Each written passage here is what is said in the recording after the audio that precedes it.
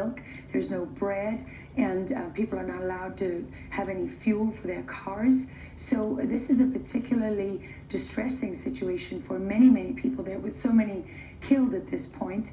People are asking, where's the police, where is the army?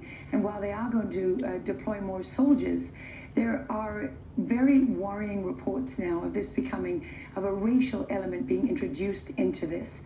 There's an Indian community that live just outside of Durban, where Jacob Zuma is from, and there have been a number of reports that are fanning the flames of racial tension and violence there. And what you start to see is some of the echoes of, critical race theory and the woke agenda that have proliferated all over the world.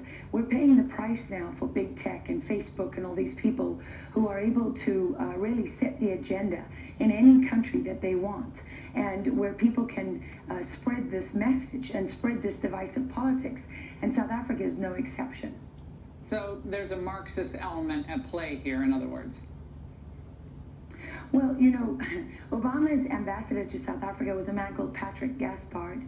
And when Obama's term ended and he came home, he became the president of the Open Society Foundation, George Soros' foundation. Yeah, and I know. But when he was in South Africa, he was very vocal about reparations. He was one of the people who was pushing and encouraging publicly for the South African government to take land away from white people, particularly white farmers, of course. 30,000 white farms in South Africa feed those people, and they feed other people across Southern Africa. And so when you take that land away and it's not used to farm anymore, you starve your people. People saw that in neighboring Zimbabwe. So there is a radical element at play here, and nobody can tell at this point. It's impossible to say how much this is involved. But South African media is very quickly turned to looking at who's driving this and whether there are other forces.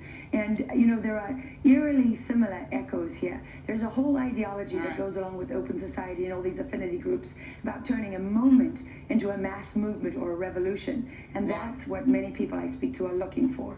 Laura, thank you for that. We're not going to hear that anywhere else tonight. And China is hiding